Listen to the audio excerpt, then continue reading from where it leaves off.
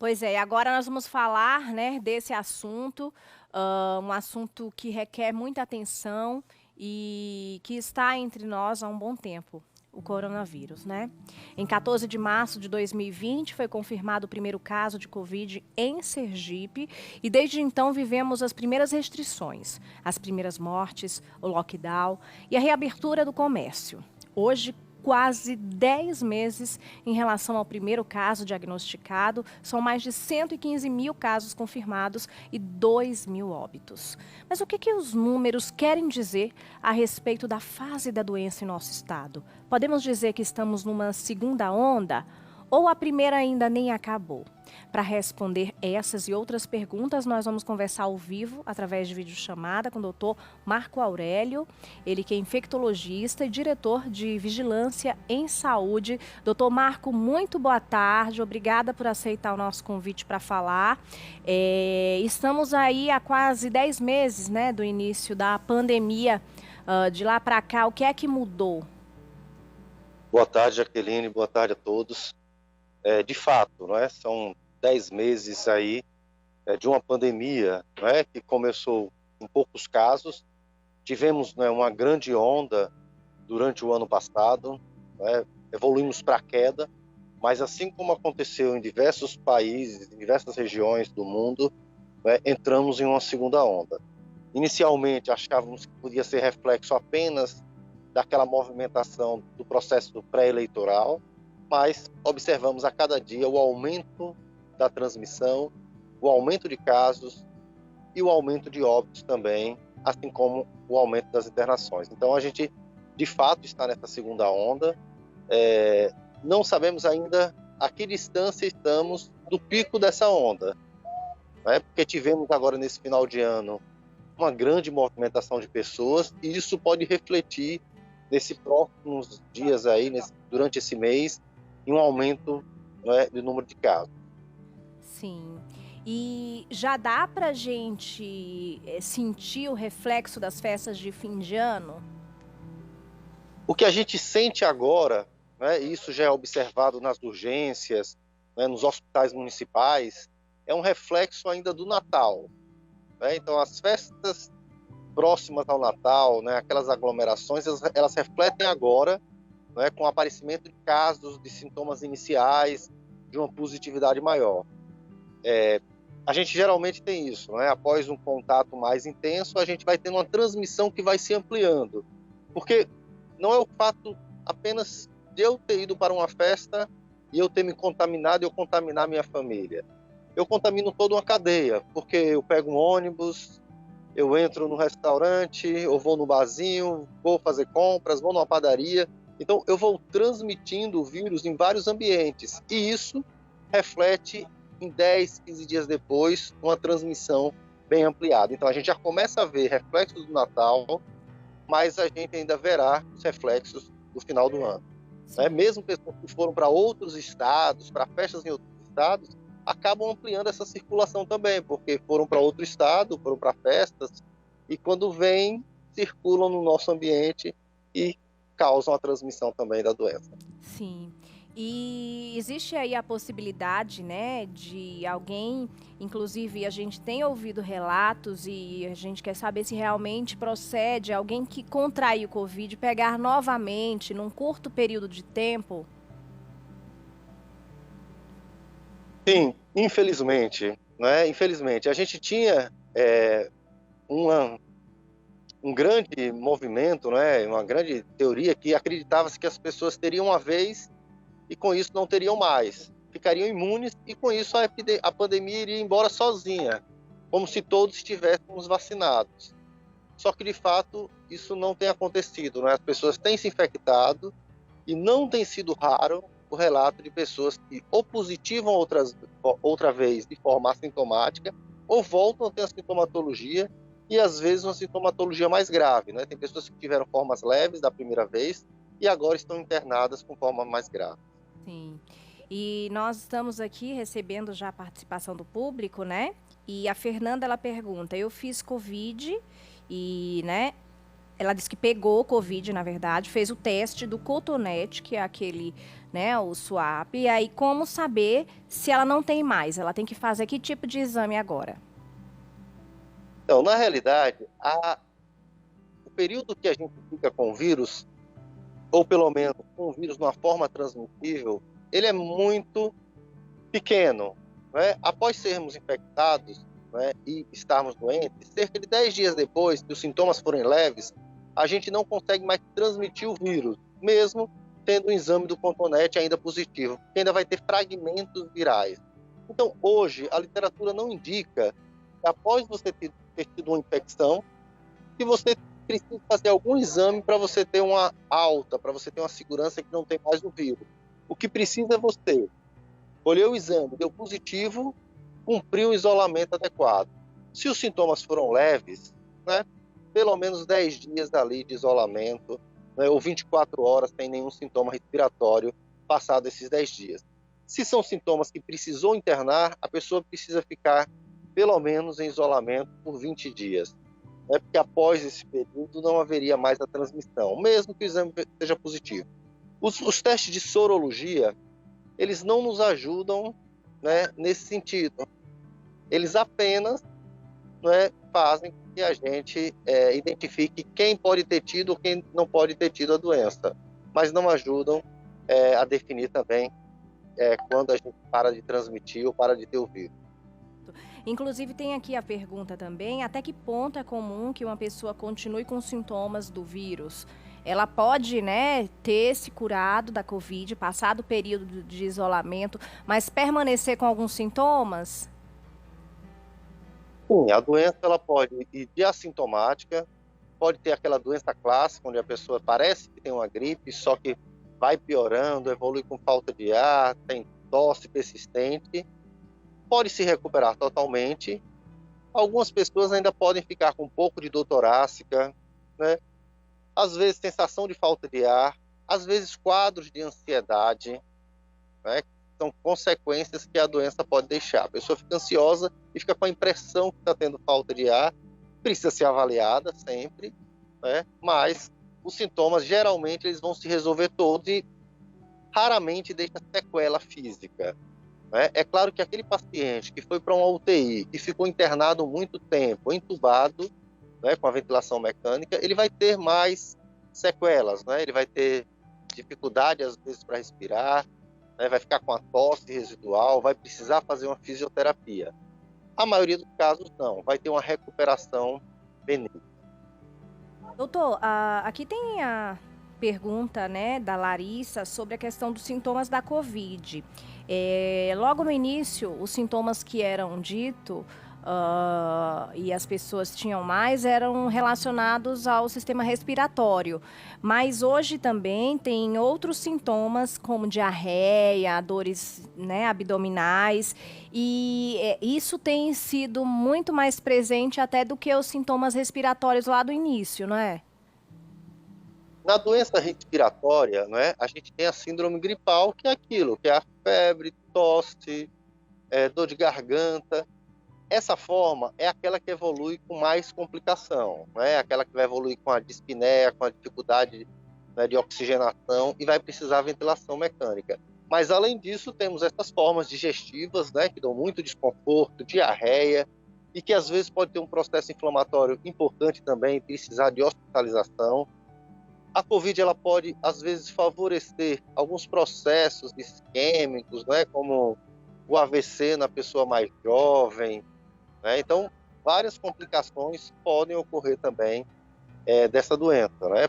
Nas crianças, elas podem dar uma síndrome inflamatória, quer dizer, a pessoa tem a doença, a criança tem a doença, e 14, 15 dias depois, até um mês depois, pode ter uma doença febril, inespecífica, com manchas na pele, e ser uma consequência da Covid. Então, o vírus ele causa uma variedade de doenças, né? Mas que, de fato, a síndrome mais grave é essa que a gente chama de Covid, com a doença respiratória, com a falta de ar, né, e a dificuldade da saturação de oxigênio. da Certo. oxigenação.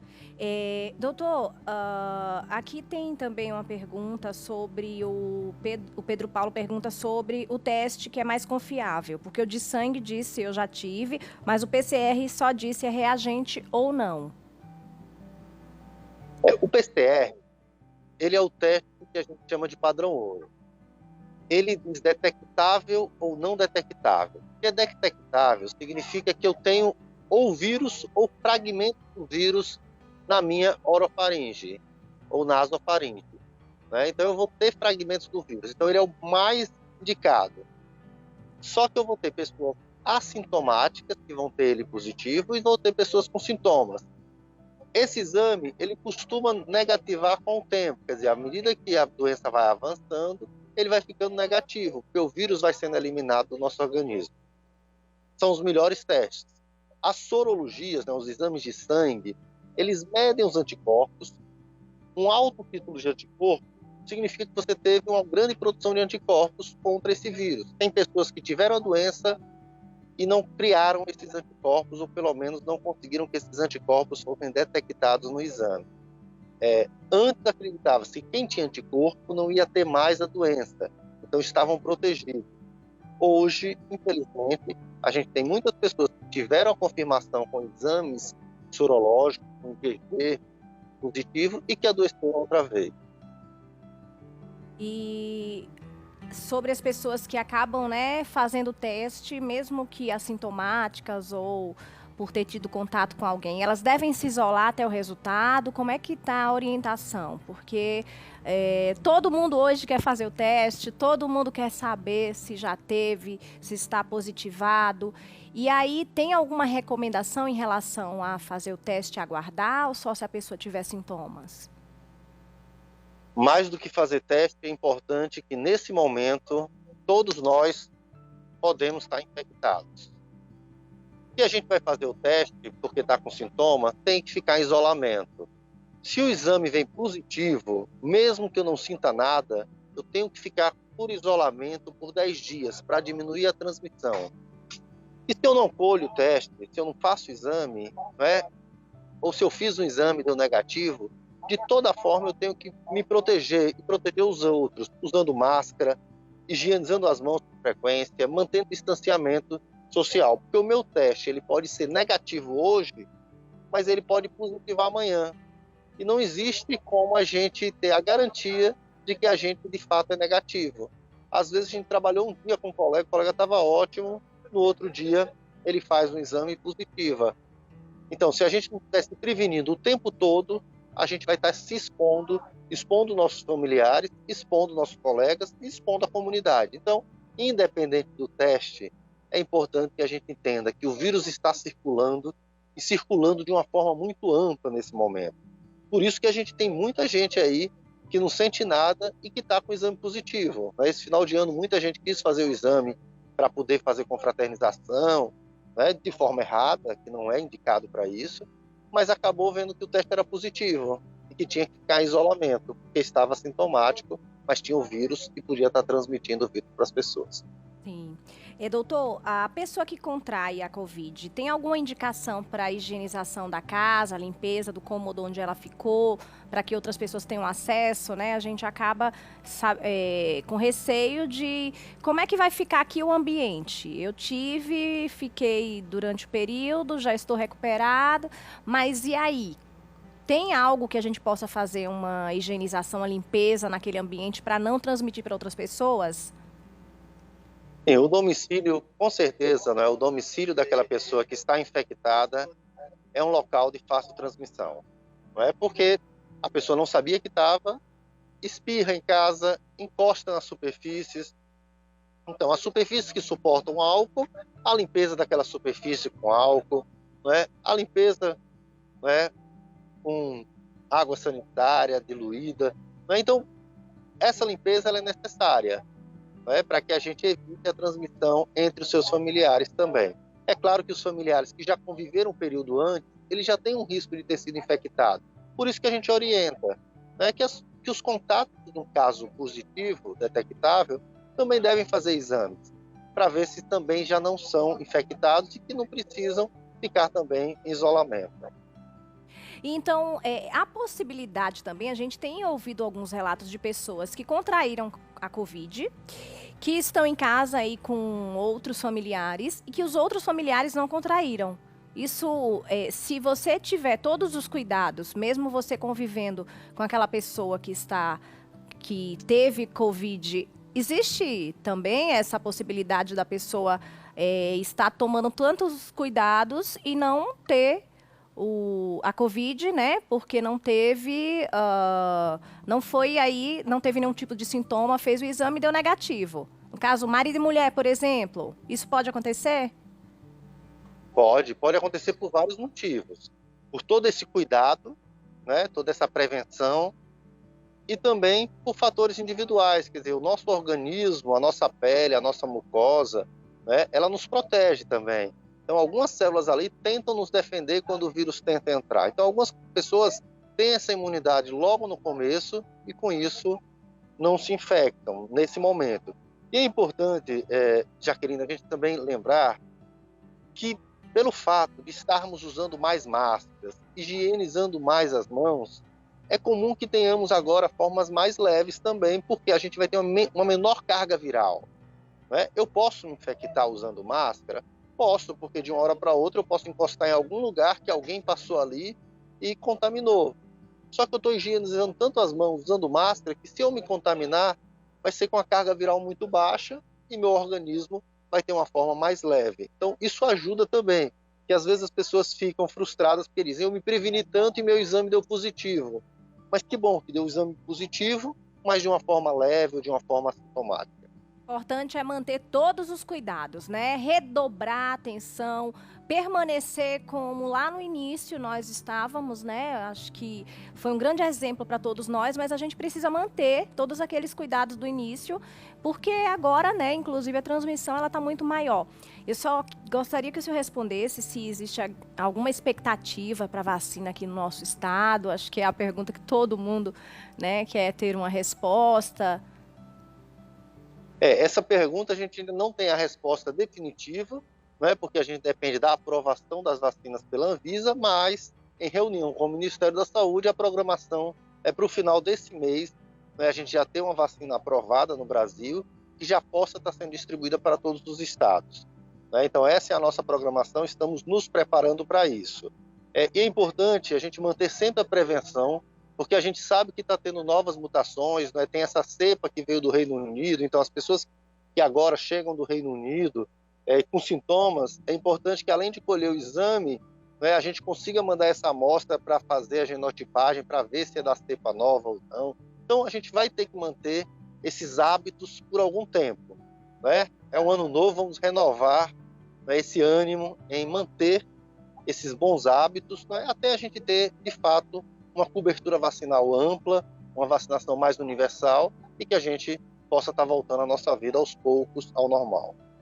Doutor, quero agradecer demais por essa entrevista, muito esclarecedora, né? A gente conseguiu responder aqui muitas dúvidas do nosso público, então te agradeço e aqui o espaço estará sempre aberto para que a gente possa levar informação e contribuir de alguma forma, né? Com a disseminação de informações que sejam realmente coerentes, positivas, que a gente tenha uma responsabilidade aí com o que a gente transmite também de informação, né? Porque a informação é muito valiosa. Eu é que agradeço por esse espaço, né? Um espaço valioso, né? Para estar conversando com a sociedade sergipana, né? E discutindo esse tema que é um tema de todos nós, né? Não é um tema da saúde só, né? É um tema da nossa vida cotidiana. Um grande abraço, boa tarde. Muito obrigada.